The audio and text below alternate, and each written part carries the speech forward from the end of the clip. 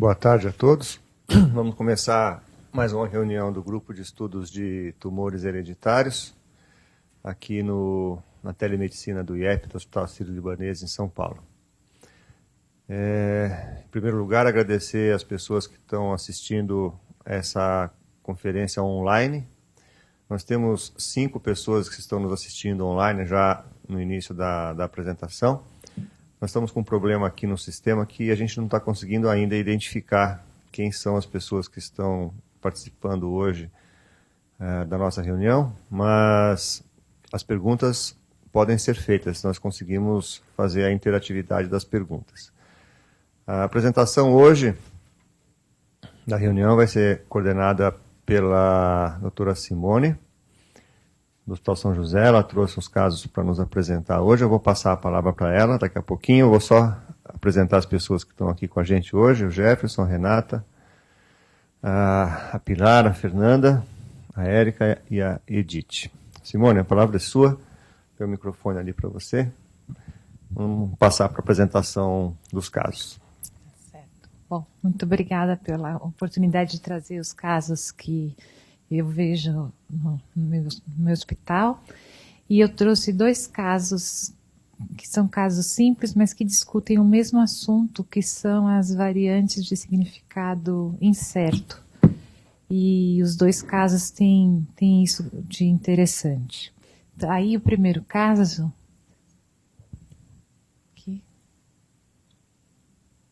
Bom, o primeiro caso é de uma paciente de 53 anos de idade que procurou a gente com uma história de ter tido aos 31 anos de idade um carcinoma mucinoso durante o período de amamentação, e ela foi tratada com mastectomia.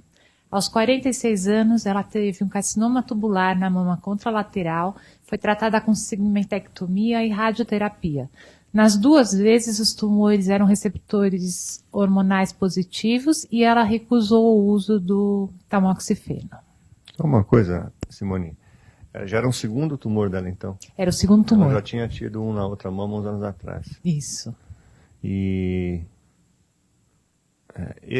ela procurou você com os 46 anos? Não, aos 53. Desculpa, aos 53. Durante o acompanhamento dela, entendi. O oncologista sugeriu. O primeiro tumor foi durante uma amamentação. Durante a amamentação, exatamente. Isso não é muito comum, né? Infelizmente, nas pacientes jovens, a gente acaba vendo muito tumores durante a gestação e durante a amamentação. A história é sempre a mesma. A paciente nota o nódulo, o médico diz que não é nada, que é leite empedrado, e vai levando até que 6 meses depois vai fazer o diagnóstico do tumor. Quer comentar, Pilar? Não sei. Acho que essa é uma dificuldade clínica que você tem mesmo, né? São pacientes mais jovens, a propedêutica não é uma propedêutica fácil, por dor, por dificuldades na imagem. Então, é um momento em que é difícil fazer o diagnóstico precoce. Acho que essa é uma situação que a gente se enfrenta. Agora, o que chama atenção é o tipo de câncer, né? A histologia. Tanto o mucinoso quanto o tubular são histologias que não são comuns na mama. Então, realmente são histologias infrequentes. O mucinoso certamente é infrequente. E aí, agora, com baixo potencial metastático, né? Então, o tratamento localizado é o tratamento mais importante nesse caso. Geralmente o mucinoso é aquele tumor que a gente vê grandes massas, né, um acometimento linfonodal axilar importante, e é isso que a doutora Pilar falou, né? Ele é uma doença mais indolente, acaba descobrindo num estágio muito mais localmente avançado, sem doença metastática sistêmica. Bom, e essa paciente atualmente está fazendo acompanhamento com o mastologista, acompanhando um quadro com o diagnóstico de proliferação celular com atipia. Ela está há 7 anos já do último tumor típica. dela, né? Então, Exatamente, só fazendo o acompanhamento. Bom, aí essa paciente tem o seguinte heredograma.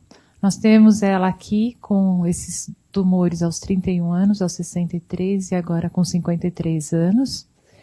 Ela tem 5 irmãos saudáveis, tem mais um irmão com 70 anos, o irmão mais jovem tem 50 anos. Ela tem um irmão aqui que tem uma história de ele teve um tumor de cólon, que eu não estou vendo na legenda, mas foi um tumor de cólon. E tem uma irmã que teve um tumor gástrico in situ, segundo ela. O que eu tenho de informação é isso, ela não tem comprovação diagnóstica e não tem mais informações. Bom, a mãe dela teve um tumor de mama, o pai teve um tumor de próstata. Na família paterna a gente não tem mais nada digno de nota, eles eram em 13 irmãos. Ela também tem 12 irmãos, né?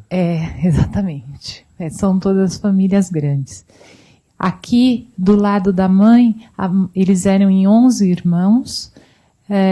A única que teve o câncer de mama foi a mãe dela. E a gente tem uma história de uma prima que teve um câncer de mama com 32 anos. Mas essa prima tem uma mãe que teve câncer de mama e 2 tias que também tiveram câncer de mama. Então, a gente tem que olhar aqui com um certo cuidado essa parte da história familiar dela. Para não parecer que isso venha do pai, mas vem assim da família da mãe da exatamente, sobrinha, né? Exatamente.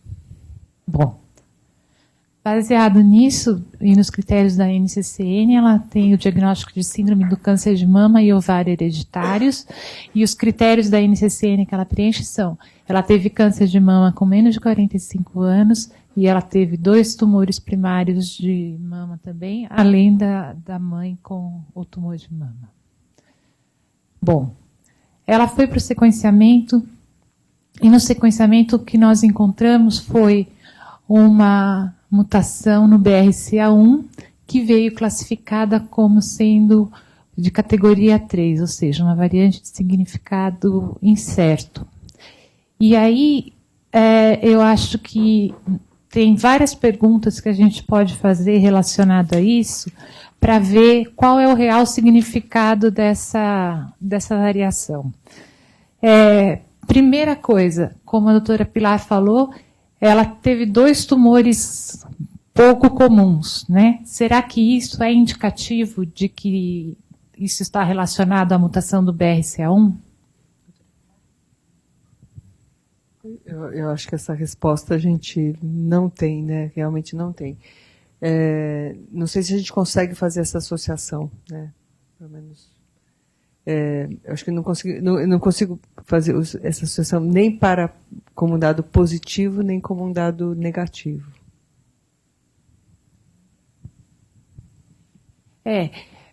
O que a gente pode dizer sobre os tumores hereditários é que, mesmo nas portadoras de mutação do BRCA1 e 2, o carcinoma ductal invasivo é o mais comum, é o mais prevalente. E que, nas pacientes com BRCA1, a incidência de tumores triplo negativos chega a quase 70%. Então, essa paciente teve 2 tumores hormonais positivos. Talvez isso queira dizer alguma coisa também. Principalmente no BRCA1, a gente tem uma incidência muito aumentada de triplo negativo, e a mutação dela é do BRCA1. Então, fica esse... Fica mais incerto ainda. Fica mais incerto. Por isso que eu achei interessante a gente discutir essas variantes, porque, na verdade, são elas que dão mais dificuldade na clínica para a gente manipular esses pacientes. Eu não sei, eu não tenho competência para dizer isso, mas o local da mutação dentro do gene indica alguma coisa em área de ligação? Você se lembra dessa localização, Pilar? Realmente eu não tive tempo de ler o trabalho, mas tem um trabalho que eu acho que, pelo menos eu vi a chamada essa semana, que justamente faz a associação entre o local da mutação e o genótipo-fenótipo, mas principalmente a penetrância, né? Mais nesse sentido. Então, acho que a gente deve ter agora um levantamento enorme, mas eu não tive tempo de ver com detalhe esse dado, porque acho que essa sempre foi a pergunta que a gente teve, né? Qual que é a importância da localização da mutação, já que ela pode ser localizada em vários locais. Talvez agora, com um conhecimento mais acumulado, a gente tenha algumas respostas, mas eu não tenho como te dizer agora. Bom, essa paciente foi sequenciada há 2 anos atrás, então foi feito só o sequenciamento do BRCA1 e do BRCA2 mesmo. Aí, o que eu gostaria de discutir é o seguinte: em primeiro lugar, é uma variação de significado incerto, mas a probanda teve 2 tumores, e um com 31 anos de idade e o outro com 46. Será que vale a pena pesquisar essa variação no restante da família, mesmo não sendo uma mutação conhecida? Fazer a segregação da variante com outros membros da família, né? Isso. Pode voltar o heredograma, por favor? Vai na setinha aqui. Aproveitando falar do congresso do Insight. Foi combinado. Combinado. Porque você vê, ela tem uma irmandade grande, né? Então, isso facilita você fazer o estudo de segregação na família. Agora, uma coisa que você falou é mais importante do que qualquer outra coisa, né? Que é a força do dado clínico. Ela ter 2 tumores e idade precoce. Então, isso é muito forte, né? Independente da mutação, da alteração genética que você encontrou, não está relacionada na literatura com patogenicidade, existe o dado clínico que é muito forte, né? O que talvez a gente possa pensar aí é que haja concomitância de outras alterações genéticas que o teste feito há 2 anos atrás não detectou, né? Então você pode estar correlacionando uma mutação de BRCA1 que dá mais triplo negativo e o dela não é. O dela tem positividade para os hormônios. O tipo histológico, o dela também é diferente. E a gente pode estar colocando como causa desses achados uma variante que realmente possa não ter importância, né? Então, eu ficaria muito desconfortável em afirmar que esse quadro clínico dela, que é indiscutível, que é forte, que 2 tumores em idade precoce, seja relacionado ou não a essa variante, mas que ela deve ter alguma coisa que predispõe o aparecimento do quadro clínico dela, isso a gente tem que ter uma suspeita muito forte, não acha, Pilar, que isso é o mais importante? Eu concordo. Agora, ela tem, agora o que ela tem, na verdade, ela tem inclusive uma hiperplasia atípica, né? Então, ela, por algum motivo, que eu não sei se tem alguma relação com essa mutação, ela tem uma mama de alto risco. Então, eu acho que esse é um caso super difícil, porque eu tenho 2 elementos, que é 2 tumores precoces, mas, por outro lado, com histologias que não são usuais. Mas numa paciente que tem uma mama de alto risco para neoplasia. Então, mas é isso que eu disse. Ela clinicamente é indiscutível que ela tem alto risco. Clinicamente, né? Ela é indiscutível, mas não necessariamente por causa dessa variante. Que é por causa da variante. Isso. Né? Se a gente for olhar do heredograma, fora o lado lá dessa não parente, né? Quer dizer, dessa tia, né? A gente não tem outros casos de mama na família, né? Tem outras neoplasias que não necessariamente estão relacionadas com a síndrome. Então, ela é uma doente de alto risco, mas talvez não tenha nenhuma relação com essa variante mesmo. Né? O que eu queria chegar no final, que eu acho que a Simone vai até colocar, o que fazer para ela, né? Depois, a gente pode discutir depois isso aí. Vamos continuar, Simone? Eu acho que nós não temos outros casos de câncer, mas tem um câncer gástrico, tem um câncer de cólon. Eu acho que é uma paciente que hoje em dia se beneficiaria talvez de fazer um painel genético para tentar achar alguma outra causa, alguma outra explicação para o quadro dela. Quando for fazer esse painel, geralmente eles oferecem um painel voltado mais para a mama, voltado mais para gastrointestinal. Talvez não se prender tanto a esses painéis de grupo, mas fazer um painel mais aberto para que a gente pode ter uma surpresa aí, como a gente já viu algumas apresentações, como o Bernardo fez há um tempo atrás também, que encontrou um negócio completamente diferente daquilo que você esperaria encontrar por causa do painel, né? Então, eu acho que essa sua ideia de fazer um painel para ela, eu acho que é o mais indicado. Não sei o que as pessoas acham aqui na reunião, mas o que você acha, Simone? Você tem essa ideia de fazer isso para ela? Sim, porque realmente, assim, essa variante, a gente seria muito interessante se a gente tivesse a chance de testar toda essa família, que são 60 pessoas aí.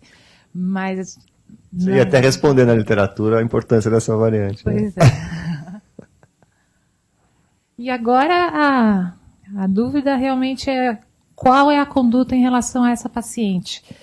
Porque a discussão fica em relação ao tratamento conservador versus o tratamento radical, inclusive porque ela estava tendo uma segunda neoplasia na mama contralateral. Será que nesse momento já não seria discutível fazer uma mastectomia radical para tratá-la? Uma profilática, você disse?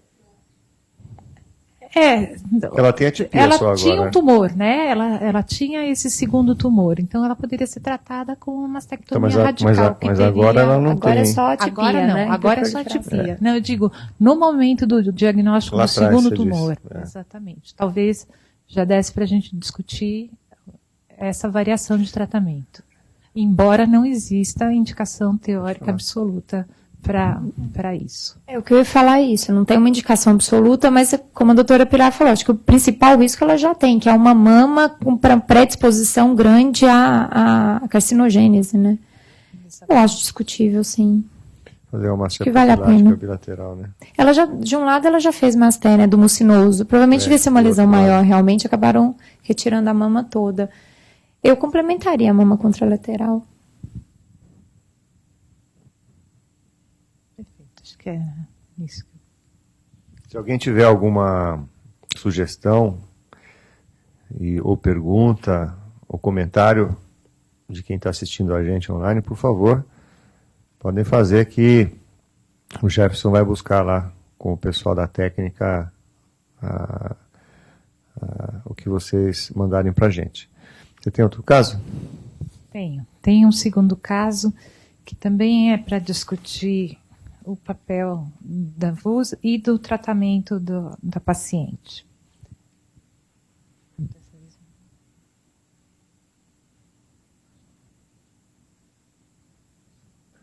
Está colocando o segundo caso para a gente?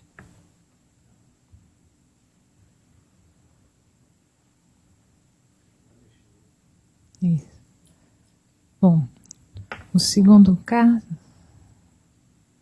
Prontinho. Bom, o segundo caso é o seguinte, é uma paciente que me procurou, porque na verdade quem me procurou pela primeira vez foi a irmã dela, que é Ígida, e faz o tratamento com um mastologista, por ser considerada de alto risco pelo fato de ter tido câncer. E eu disse para ela que quem deveria me procurar era a irmã, e a irmã veio, que foi uma grata surpresa, porque nem sempre os parentes aderem ao acompanhamento. Bom, então aqui o que a gente vai ver é uma paciente que teve câncer de mama aos 51 anos de idade, atualmente com 55 anos de idade, mãe de 2 filhos que também compareceram à consulta. Essa é a irmã que foi a primeira pessoa a me procurar. Ela tem história de uma irmã que faleceu de câncer de mama aos 42 anos, depois de ter tido o diagnóstico aos 39. A mãe dela teve câncer de mama e faleceu da doença aos 75 anos de idade. E aqui nós temos uma avó que teve um câncer de ovário.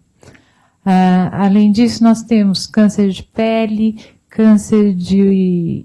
A gente tem um diagnóstico de linfoma numa pessoa já mais idosa. Mas aí é o lado do pai, né? Do lado do pai, isso. E aqui uma outra irmã que teve um carcinoma papilífero de tireoide aos 40 anos de idade. A gente tem 3 mulheres que são parentes de primeiro grau em 2 gerações diferentes, né? Exatamente. E uma delas com 39 anos. Uhum. Provavelmente isso veio do lado da mãe, que a avó teve câncer de ovário. É isso, né? Exatamente, exatamente. Então aqui, de novo, pelos critérios da NCCN, o diagnóstico, ela teve câncer de mama com menos de 45 anos, câncer de mama, a irmã, né, teve com menos de 45 anos, câncer de mama em qualquer idade com 2 parentes próximas com câncer de mama em qualquer idade com uma parente próxima com câncer de ovário. Bom, foi feito o teste genético dela e o teste dela veio positivo para uma mutação no BRCA1, uma mutação definitivamente patogênica. A partir disso, a irmã foi testada e a irmã fez só o teste da mutação específica e o teste veio negativo. A irmã que não tinha câncer de mama. A irmã que não tinha câncer de mama. Procurou. Exatamente, exatamente. E os 2 filhos dela fizeram o teste. A filha veio, infelizmente, com a mutação, a mesma mutação da mãe, e o filho, para nossa surpresa, veio com uma variante de significado incerto no BRCA2. Que a mãe não tinha? Que a mãe não tinha. E aí, Pilar, o que você acha?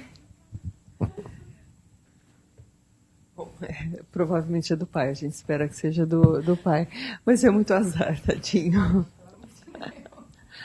Não, eu acho que esse é um caso que a gente já tem uma família mais típica, né? Você tem uma agregação familiar que é mais característica, a gente consegue ver 3 gerações comprometidas, tem mama, ovário.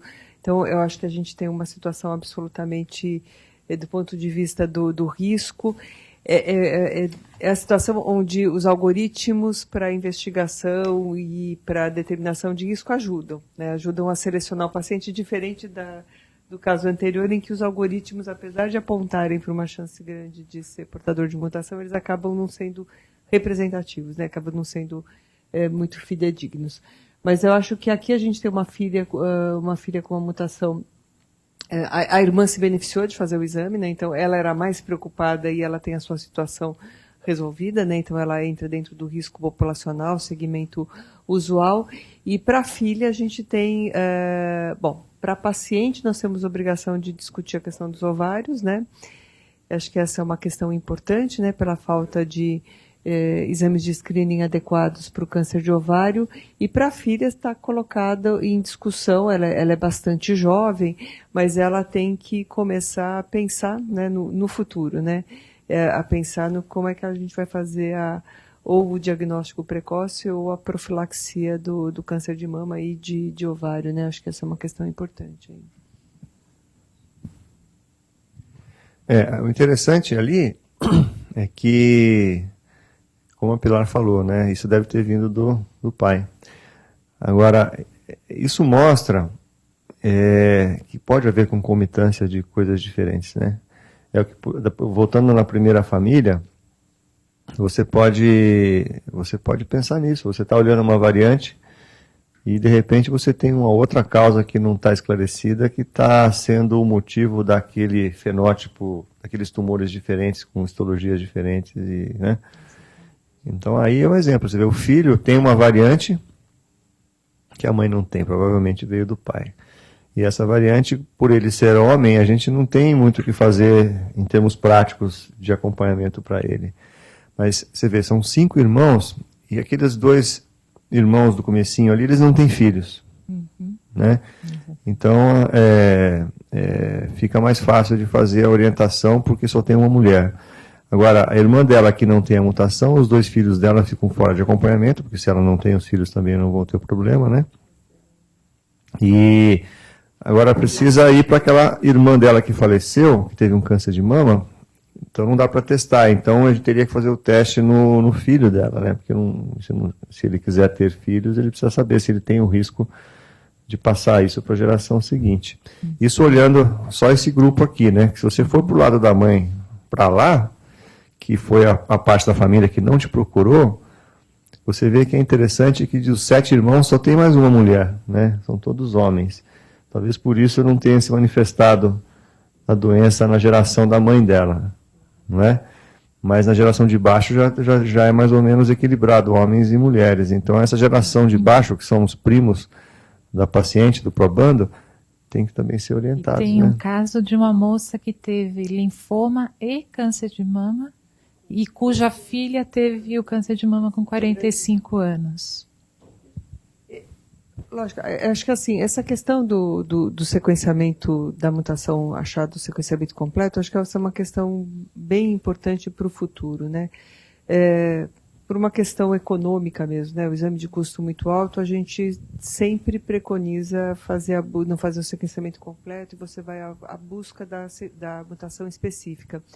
Mas, provavelmente, à medida que o exame for mais acessível e a gente aumentar o número de sequenciamento completos, talvez a gente encontre mais vezes situações como essas, né? De você ter do lado materno e do lado paterno mutações até patogênicas diferentes e distintas. Acho que talvez essa seja uma limitação que a gente tenha hoje nos nossos bancos de dados, porque na busca dos familiares a gente acaba sendo tão objetivo que perde a oportunidade de ver essas outras possibilidades, né? Eu imagino que no futuro a gente vai ter uma situação um pouco diferente do que tem hoje. Eu não sei se eu já contei uma história para vocês. Na era pré-painel, quando só se fazia o sequenciamento Sanger do BRCA, eu tive a oportunidade de assistir uma palestra da Mary King, que foi a pesquisadora que descreveu o BRCA. E ela estava apresentando na palestra uma família Askenazi com 4 irmãs, as 4 com câncer de mama. Aí foi testada a primeira irmã, achou-se uma mutação. Aí testou-se as outras 3 irmãs, ninguém tinha mutação. Aí sequenciou completo a segunda, ela tinha uma segunda mutação. Aí testou-se as outras 2, elas não tinham mutação das 2 irmãs primeiras. Quer dizer, numa mesma família, tinham 3 mutações diferentes, patogênicas, segregando em irmãos diferentes. E é exatamente isso que você está falando, né? Na medida que você faz um sequenciamento num indivíduo de uma geração de cima, obrigatoriamente a gente imagina que não vai haver co-segregação de mutações patogênicas. Mas pode acontecer, né? Ainda mais se você estiver diante de populações com alto índice de recessividade, né? Então, eu acho que isso vai mudar um paradigma, né, de fazer os painéis, porque você pode, de repente, abrir esse leque que você colocou muito bem, de que você deixa passar porque você vai especificamente naquele ponto, né? Esse é um exemplo desse garoto, né? Que por coincidência, a variante era no BRCA que foi pesquisada, mas poderia ser em qualquer outro gene, né? Poderia ser em qualquer outra. E por curiosidade, esse caso, na verdade, eu tinha pedido a mutação específica. Aí o laboratório se enganou e fez o sequenciamento dos 2 genes. E aí me mandou o resultado disso daí. E aí eu acho que isso levanta outras questões. A gente achou isso por acaso, ele não sabe muita coisa sobre a família do pai, acha que não tem nada na família do pai. Mas como que a gente vai fazer o acompanhamento dessa família em relação a essa variante? A gente vai seguir como sendo uma família de alto risco também? Eu não conheço essa variante. Você viu alguma coisa a respeito dela? Em termos de potencial de ser patogênica, mesmo estudos funcionais, você chegou a ver alguma coisa? Não cheguei a ver, não. Eu só vi a classificação dela. Que estava como VUS, como um VUS, significado categoria incerto. 3, isso, exatamente. Eu não sei, Fernanda, você quer comentar alguma coisa? A única coisa que eu sei de mutação de BRCA2 em homem é que, além de mama, tem chance de risco de câncer de próstata mais precoce, né? Mas... E o pai... Quem que teve câncer de próstata na família do pai? Ninguém, né? Não. Não, né? Eu acho que a gente não deve estressá-lo com isso, porque é uma variante significado incerto em homem ainda, né? Então, o que você proporia em termos de segmento para ele ficaria totalmente empírico, né? Sem nenhuma evidência de que vai trazer benefício para ele em ser feito. Então...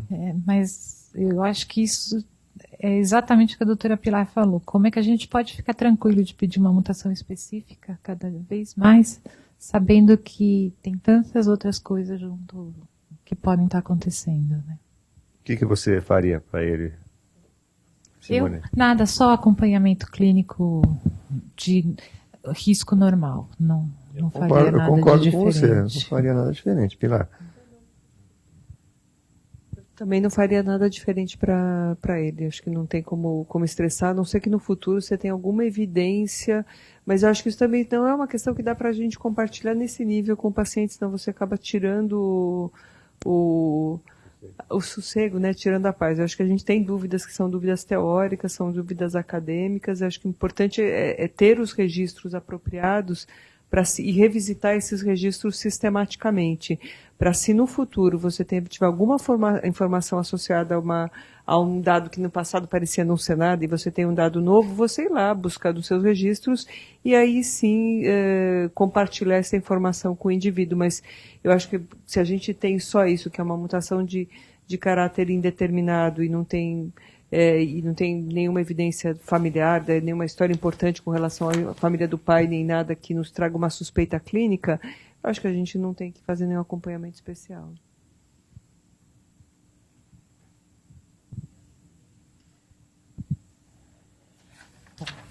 Bom, aí vem a segunda parte do... Aí tem mais uma pergunta em relação a essas mutações de significado incerto. Se eu tenho uma de categoria 3, ou seja, significado desconhecido, e uma mutação, como vamos supor naquele caso anterior, que seja considerada provavelmente, a gente está autorizado a seguir de maneira diferente esses pacientes? Ou é caso a caso mesmo, né? Acho que isso é super caso a caso. A gente tem no ICESP uma família onde é uma mutação de significado incerto, e só que a mortalidade por câncer de ovário na família é altíssima, altíssima. Tem casos de mama e tem casos de ovário, e uma das poucas pessoas que está viva é uma pessoa que é portadora da mutação e fez as cirurgias profiláticas por uma opção pessoal. Mas a gente tinha uma história familiar muito forte, muito pesada. Então, apesar de ela ser de significado incerto, o raciocínio clínico foi de valorização, e na medida que uma das portadoras da mutação decidiu que gostaria de fazer as cirurgias profiláticas, nós concordamos com isso, mas eu acho que aí só dá para fazer realmente caso a caso, não tem como ter eu não consigo enxergar uma regra geral. Nós temos 2 comentários aqui. A Fabiana Matidice, que é mastologista, obrigado por estar assistindo a gente, Fabiana. Um abraço para você também, ela manda lembranças para todos aqui. Ela pergunta para a gente o seguinte: se essa paciente do aerograma, o primeiro caso, chegasse com um tumor mucinoso aos 31 anos de idade, que é incomum, antes de ter o segundo tumor, você já teria indicação de fazer o teste de predisposição genética ou não? Bom, eu sigo na na idade minha prática de 31 mucinoso. A indicação da NCCN. E a NCCN coloca como tumor invasivo com menos de 45 anos. Não de cita idade. a histologia? Não cita. Então, a resposta é sim. Tem outro comentário da Fabiana, que a Pilar, no grupo de mama semana passada, que a Fabiana estava também, ela coloca que você fez um comentário de que quando a paciente tem teste genético que vem alterado, que é positivo, que tem impacto em termos de patogenicidade, é a indicação de fazer a MASTER, mesmo que ela tenha feito um quadrante inicialmente. Ela queria que você retomasse esse... Eu acho que essa é uma questão importante, porque a gente tem que... o que a gente tem que levar em consideração quando a paciente é portadora da mutação é o risco da segunda neoplasia. E mais de 50% das pacientes vai apresentar câncer de mama na mama contralateral, ou uma segunda neoplasia na mama do mesmo lado, né? Então, em 5 anos. Então, a chance de uma segunda neoplasia em 5 anos é muito alta. Isso a gente está falando de pacientes que tiveram diagnóstico de câncer de mama e foram adequadamente tratados. Então, eu acho que essa não tem uma regra absoluta, mas na opção por uma cirurgia conservadora ou uma cirurgia ou uma mastectomia, eu acho que isso obrigatoriamente precisa ser discutido com o paciente, que é a chance de segunda neoplasia, que é muito maior. Não dá para raciocinar. Para esse grupo de pacientes, eu acho que não é possível utilizar as estatísticas do câncer de mama não associado à mutação do BRCA. Eu acho que essa que é a questão, né? Então, vale a pena fazer a discussão. Eu não sei em que momento vai ser feito essa cirurgia, se a paciente optar pela cirurgia. Eu acho que não é uma situação de urgência terapêutica e urgência cirúrgica, aquele câncer de mama está tratado. Então, porque, concretamente, acho que a dúvida sempre aparece porque, normalmente, você faz a decisão pelo tratamento cirúrgico, principalmente nos tumores precoces, antes de ter o resultado do sequenciamento.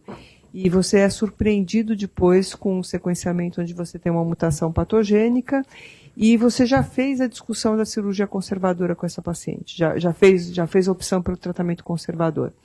Então, eu acho que ampliar essa cirurgia e quando vai ser o momento, eu acho que é uma discussão que precisa ser refeita com a paciente, mas também não é uma decisão por imediato. A gente está falando de 50% de segundo primário ao longo de 5 anos. Então, acho que a gente tem tempo para pensar, amadurecer. Já passaram 2, mas eu acho que você tem tempo para isso. Mas eu acho que tem obrigação de fazer essa discussão com a paciente, porque não é uma situação igual à não portadora. Então, o que a Fabiana coloca é que quando tem a mutação patogênica, já é uma discussão. Ela coloca ainda mais com uma variante incerta, para você indicar, né? Mas, em compensação, você veja que a opinião é compartilhada pela doutora Lina Nunes, do Instituto Nacional de Câncer da Argentina. Ela está assistindo a gente lá. Obrigado, Lina, por acompanhar a nossa reunião. Ela tem sido bastante participativa. E ela disse que o risco de câncer de mama nessa paciente, a primeira, mesmo com a variante, é alto. Independente dela ter feito mutação ou não, só por causa da história clínica dela, de ter tido 2 tumores e agora a atipia. Então, ela acha que a cirurgia profilática seria uma opção válida, sim, para ela, mesmo sem falar em teste genético, só com a história clínica dela que é muito forte. E ela pergunta se você chegou a ver, Simone, se essa variante já foi reportada ou é nova, essa variante do primeiro caso. Não, ela foi reportada como de caráter incerto. Mas já foi reportada como caráter incerto. Então, Lina, é uma variante que está reportada já, não é nova, já está nas bases de dados e está reportada como uma categoria 3 que você falou, né? Ela consta nos bancos do IARC. Nos bancos de dados do IARC. Ok. E, para terminar a discussão, voltando a falar dessa família, que é a moça de... Da primeira ou da segunda? Dessa segunda família, exatamente. Que a filha da paciente veio positiva, ela tem 28 anos, e começou a discussão em relação à salpingectomia profilática, ao invés da salpingoforectomia profilática. Né? O que nós temos, assim, é que parece ser boa, parece funcionar, mas eu não vi em lugar nenhum a indicação absoluta de salpingectomia. Aí gostaria de saber...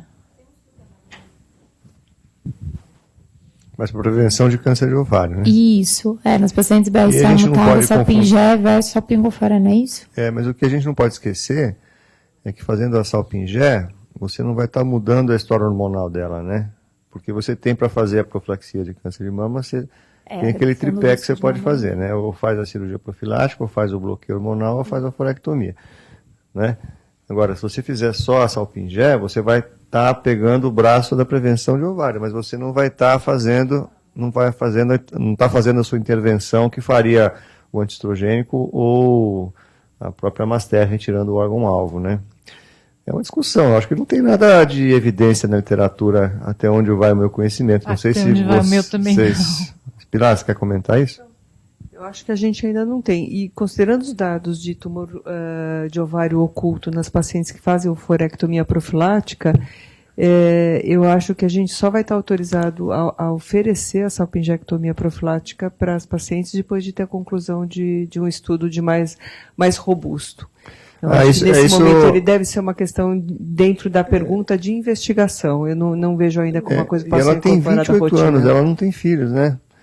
Então, essa é uma decisão muito mais dela, eu acho, em termos do que ela quer para ela, em termos de procriação, porque com 28 anos de idade... Agora, concretamente, né? A chance de câncer de ovário antes dos 35 anos, mesmo nas mutadas, é praticamente zero. Então, acho que você precisa ter uma boa discussão com com ela para que ela faça o seu planejamento familiar, né? Eu sei que isso não é uma questão simples, mas tem em mente a questão dos prazos. Acho que é para ela a questão de prazos, períodos, mas me parece que até os 35 anos é bastante seguro que ela se mantenha com a tuba e com o ovário preservados, e aí ela tem um tempo ainda para fazer esse planejamento. Mesmo o BRCA1, que é um pouco mais acelerado do que o 2 para ovário, a última vez que eu lembro de estudar isso, recomenda a Oforé profilática a partir dos 40 para BRCA1 e a partir dos 45, 50 para o BRCA2. Entre 40, 45, 1 e 45, 50, 2. Varia. Tem alguns guidelines que se sugerem a partir dos 35 anos também, né?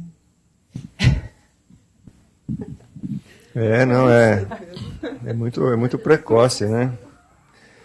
O que eu acho que o melhor caminho nessa situação de incerteza é o segmento, né? É fazer um segmento bem de perto, com prazos, com períodos de follow-up bem determinados, trazer a família para perto de você, no sentido de dar segurança para eles, que o mais importante é fazer o segmento e não perder esses prazos que a Pilar colocou muito bem, né? Para não deixar passar o momento, a janela de intervenção que você possa ter para fazer a profilaxia do que você está querendo, né, Simone?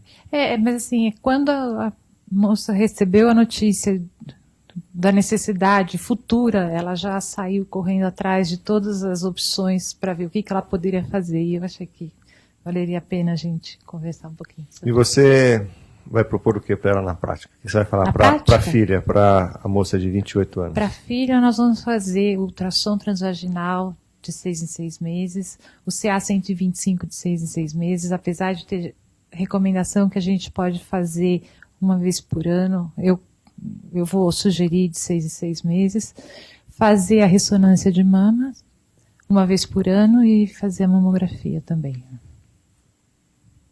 Vocês estão de acordo? Essa é uma questão polêmica. O NCCN realmente orienta isso, mas a gente tem vários trabalhos mostrando que você não consegue fazer o diagnóstico precoce com o screening. Essa é uma questão. Uma preocupação que eu sempre tenho é não passar para o paciente a sensação de segurança quando ele faz o screening, né? Porque a questão é conseguir fazer, para a maioria dos pacientes, o diagnóstico no estadio realmente precoce. Isso, nos trabalhos que a gente tem publicados, não foi possível com o CA-125 e com o ultrassom transvaginal sistemático. Acho que esse é o grande problema, né? Como é que a gente faz um screening de ovário adequado? É um problema para o BRCA, para as pacientes mutadas, e é um problema para as pacientes não mutadas. A gente não consegue, a gente melhorou no tratamento do câncer de ovário, mas não consegue ultrapassar aí a barreira do diagnóstico. Só 20% dos pacientes a gente consegue fazer o diagnóstico precoce. Então, a questão da discussão dos prazos e períodos seguros, eu acho que precisa ser colocada muito clara. E nos trabalhos ainda demonstram diagnóstico de intervalo, né? Entre um exame e outro, com apresentação, inclusive, em estádios avançados. Mais algum comentário, Simone? Acho que não. Você coloca o slide aquele primeiro do Insight, por favor? Eu queria só dizer para vocês que nós estamos muito felizes aqui hoje. Nós estamos hoje com o recorde de acompanhamento online. Temos 17 pessoas online assistindo a reunião. Isso é muito bom porque é fruto de um trabalho aí de formiguinha do Jefferson, né, Jefferson? De toda vez que ele pode divulgar a reunião e o grupo, ele tem trabalhado duro nisso aí. E esse é um fruto, 17 pessoas assistindo. Infelizmente, hoje eu peço desculpas para vocês que estão online, que nós estamos com um problema no sistema que a gente não está conseguindo identificar quem são as pessoas que estão nos assistindo. Porque seria uma honra muito grande descrever o nome e a instituição de vocês aqui online, que estão nos assistindo. Mas eu não vou poder fazer isso, infelizmente, me desculpem. Nós tivemos a identificação da Fabiana e da Lina, porque elas mandaram perguntas e comentários, aí o sistema está identificando. E para terminar a reunião, nós vamos terminar hoje com 50 minutos. Eu queria apenas aproveitar essa oportunidade, com tanta gente online e aos presentes aqui, para divulgar o Congresso da Sociedade Internacional de câncer gastrointestinal hereditário, que vai ser aqui no Hospital Sírio-Libanês, no IEP, de 18 a 20 de junho de 2015. E a notícia boa é que nós fizemos um redimensionamento dos custos do evento. Nós estamos conseguindo fazer a inscrição, que é em dólar, que é determinada pela sociedade, que é uma sociedade internacional. O valor da inscrição é em dólar pré-determinado. Nós não podemos mexer nisso, mas a gente conseguiu mexer no valor do câmbio do real. Então, as inscrições elas estão pelo câmbio de 1,5. Então, R$1,50 o valor de $1. A gente vai conseguir fazer isso por um tempo determinado, eu não sei por quanto tempo a gente vai conseguir segurar esse câmbio, mas as inscrições podem ser feitas pelo website, nesse valor de 1,5. Estão todos convidados para prestigiar esse evento, que é um evento que vem pela primeira vez aqui na América Latina. Todos vocês têm algum comentário? Querem acrescentar alguma coisa? Então eu agradeço a presença de todos e encerro a reunião do Grupo de Estudos de Tumores Hereditários do dia de hoje. Lembrando que a próxima reunião no final do mês vai ser uma reunião administrativa, com pauta administrativa, para a gente fechar o nosso ano fiscal e o ano da diretoria, e vamos ter uma série de atividades aí que depois nós vamos divulgar pelo nosso website do GET. Muito obrigado, boa tarde a todos.